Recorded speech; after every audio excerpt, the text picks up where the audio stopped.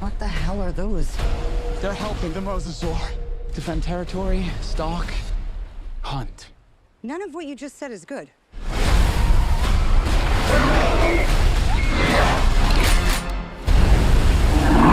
Just have to start with you, Miss Scarlett Johansson, ma'am. North was 1994. You've been in blockbusters ever since. I know that you really wanted to be a part of this, but what was the day that had you calling home saying, I hate dinosaurs, I hate Thailand, and I just don't want to be in this jungle Oh, I was like, where is this going? I would say every day we shot in Thailand was uncomfortable because we were shooting in the monsoon season.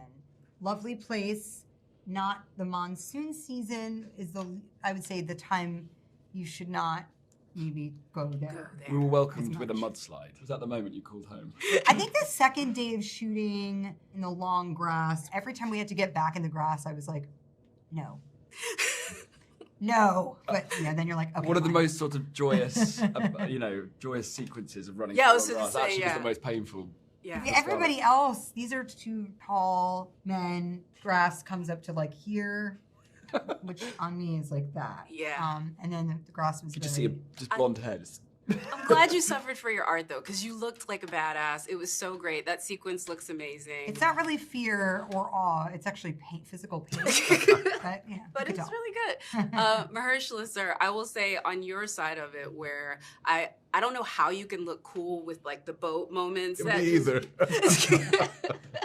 Do you have any tips for that? Because I will say, like, I don't know if anybody else would look so cool just like driving boats and nearly endangering children that way. He looks you cool know? doing anything. Yeah. I don't know. I just grab the wheel hard.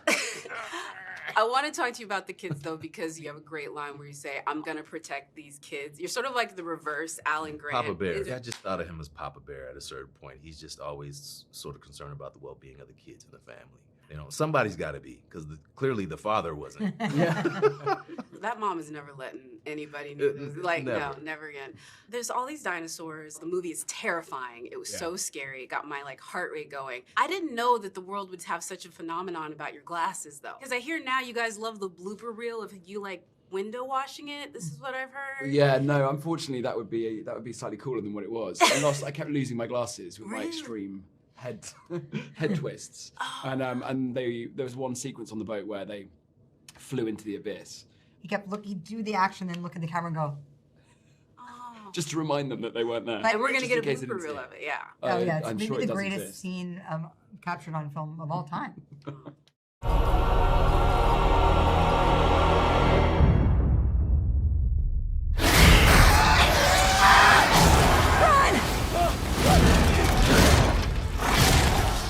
Now, I'm going to start with you because you play the father figure. It's kind of the worst time to be a parent because you want to protect your kids, but there's nothing you can do. Yeah. So how did you approach that with this one? Most of it is on the page. The amazing writing that David, the script, and it's there. And when the script is well written, it gives you so much. You're reading it, and all of a sudden, right away you start seeing images and feeling stuff. The talks with Gareth, but especially with the family, like just being present, seeing there's such good actors, Luna and Adrina, that it was just being present with them. There's a scene where little Adrina sees a dinosaur and her face of fear is so amazing. Yeah. And I was feeling that all the time. There was an instinct of me of just going to protect and always, So she made it very easy. I would imagine. Is there anybody in your life that you think about when you have to be as annoyed as you are with David? Is there somebody that you sort of like call to be like... No, again, he did such an amazing job that It was just David. easy to hate him. He was... Easy to be annoyed by him, yes. Yeah, and to the same respect, your character is a pharmaceutical executive. We knew where we were starting to begin. We're already with. in that place. So what was your favorite part of what you got to do with the character? I think sort of watch the devolution, if that's it, of someone who starts out professing to want to kind of help the world, and let's just say maybe his ulterior motives are revealed as the film goes along. Seeing how karma works Yeah, that's a great one. There's a lot of action in this. Both of you have some pretty incredible action sequences. You have the raft sequence. That was a lot of shooting. It was a lot of shooting, and the funny thing is that we actually shot it in pieces. Some parts in Thailand, like in this real lake, beautiful landscape. It was really something. Then some parts we shot it at the end of the film in London at this, how do you call it, like a fake rafting where they train for the Olympics. Yeah, what is that place called? Whitewater Center? I don't know. Yeah. So it was interesting, you know, to shoot something and then 2 months after to keep shooting that scene. But it's so great, and I think the fans are responding so well because you know it was that scene is on the book. So, Yeah. And they were all expecting it to be in one Jurassic, and finally it made it. David finally got his scene. Yeah. No, you originally put it in that one too, which is so cool. Rupert, for you, sir, did you get to do stunt driving? Like what? Yeah. What was the sort of the task for your action sequences? There's a big getaway moment where, you know, I get to drive a Jurassic Park Jeep, which is, you know, kind of bucket list thing anyway. But this is not even like the ones we've seen. This is kind of souped up into a kind of military Hummer Jeep hybrid. You could even say mutation of a Jeep. And tearing through the forest in Thailand. It was crazy. It was really wild. I love doing all that stuff. One of the things that Gareth really talked about in this one is he really wanted to like up the scares, and he really wanted this to feel like terrifying, like the original Jurassic. How did he sort of tell y'all about that when you were, you know, getting ready to film this one? I think he sort of let us get on with it. There's in the script some very kind of good descriptions of what we're encountering, and the fact that it's the 3 biggest dinosaurs of land, air, and sea. And we would get a sense of the scale, you know, if you were saying like, are we talking, you know, a kind of a taxi size thing or a hotel size thing? And that was helpful to be able to kind of really picture the thing in your mind. Is there a good sort of like way to run away from the dinosaurs? Because y'all are Quickly. just running. Yeah, but more of like when you're actually filming on the set, like when you guys were filming in the convenience store, what's the trick to it? With those ones, they did have crew dressed in black with a mask of the dinosaurs. Helps a little, yeah.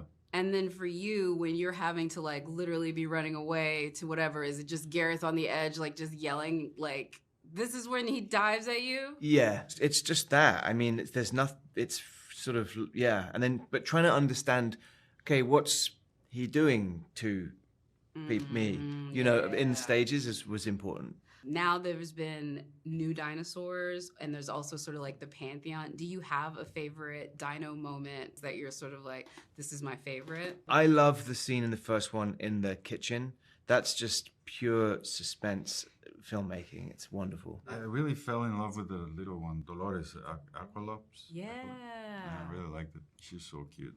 I have to ask you this because I just saw Phoenician Scheme, and I know you've been doing a few Wes Anderson movies lately, and Scarlett's in Wes Anderson movies a lot. I'm just curious, what do you think would be a Wes Anderson Jurassic film? Oh, I'd love to see that. You know what I that'd be mean? so Like, cool. what would It'd be so cool. do you think he would? Stop motion, maybe. Like Yeah. Like Fantastic Mr. Fantastic Fox. Mr. Fox. Brilliant. That would be amazing. That style for a Jurassic movie? You That kidding would me? be- that Pitch would- it to him. Pitch it to Okay, I'll see what he thinks. I'll ask him.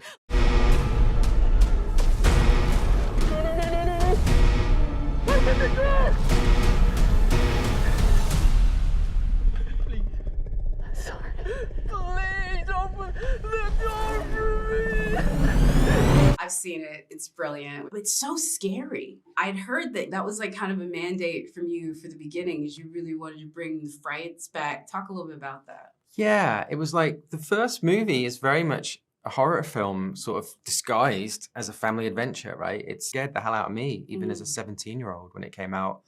And so now everyone who got inspired by that movie and became filmmakers is now adults, and it's a lot harder to scare them. We sort of upped the ante a bit and kind of pushed the horror element a little bit. And I kept waiting for the studio to tap me on the shoulder and say, you can't do that. And they never did. I think because they felt the same way. But it's that kind of fun scare, like a roller coaster, Yeah. where when you leave, it's all okay. But everyone will actually, if if you came to Jurassic and wasn't scared, then I probably failed at my job. No, you did not. Mandate achieved, if that was the goal. I will go ahead and say that. Like, I literally had like heart palpitations when I saw it for the first time. I was like, it was a lot. With that, I think, you know, you've done a lot of franchises, you know, with Godzilla and then also going to Star Wars and now this. Is there something that you learned through those ones that really sort of helped you in Rebirth? There's this giant machine that makes these big blockbusters, and you have to sort of learn how to sort of embrace it. You know, and it can be an amazing thing when it's all working and it's all well oiled and all happening. And like, if you fight it, it'll just run over you. And so on this one, we had a very limited amount of time. Normally you get 2.5 years in one of those big films. We had 1.25 years, so we had like half the time because of the release date. And a weird thing happened, which is everyone has to go on their first instinct and no one can get in the way of it. We had a quote on the edit suite that said, art is when you have a plan but not quite enough time. And it basically rang true. It was like, I think everyone did their best work because they had a gun at their head. and I'm thinking of putting in all the contracts now that we have half the schedule. Really? Yeah. You're mad. Because it works, seems to do your best work when you're kind of up against it. Like otherwise you just procrastinate or go down dead ends and things. You know what? You go ahead and do that, but I don't know if I would like that. But I do get the ethos, and you've already proved it with this one. I think another thing you definitely proved with this one is how you can seamlessly fuse practical and visual effects, which I think is something you've always done throughout your career, but I think this one really takes it to the height. What's sort of your philosophy for how you can do that in a big film like this? It's a really simple trick. You just film in real locations. We went to Southeast Asia. We went to like the jungles of Thailand and mangrove swamps and waterfalls and everything else. And the actors were really going through those situations. That really helped, I think, the performances. And then on top of that, you've got these beautiful environments. So when you're sticking in the dinosaur, it's already looking great. One of the golden rules, like, we're going to go to a real place for everywhere we're filming. Like, we can't just try and do all this in the computer. It's like, it's got to be at least based on reality. Scarlett talked a little bit about that. Yeah, we all got a bit too close for comfort. There was scenes in a mangrove swamp where there wasn't time to go to the toilet ever because it took too long to get out and come back in. And so you'd be like shooting a scene, and suddenly these warm patches of water would start happening, and you'd be like, I don't know which member of the cast that is or crew. Like, we'll just keep going. just ignore it and roll with it. We are in the jungle, quite literally. Also, I hope I'm not wrong about this, but I think I spied a few Spielberg Easter eggs, like, littered throughout. Yeah. I feel like Johnny Bailey gets his Indiana Jones moment. There's definitely, I think, some like Jaws-like visuals I've seen. How many of those did you put in there? There's a few. Yeah, it was weird. I felt like, in a weird way, I was sort of like babysitting a child, like someone else's baby, and it felt like it was a Spielberg baby. And so, I don't know, just to make it feel more comfortable, I would just like give it Spielberg food and toys and stuff. And it just, whenever we had like, oh, we need to do this, you know, it would be like, well, what's a fun little deep cut Easter egg that people might not spot, you know? And I stopped doing it after a while, but the crew just kept going. Yeah. And I would be on set, and if you ever just like waiting for a camera or something, you'd be on set and you just look at a prop or something, you go, what's that? And you'd pull it out, and it would be some gag or reference. It's like at one point they're in this gas station. Any of those magazines, if you grabbed one, it's got something going on in it.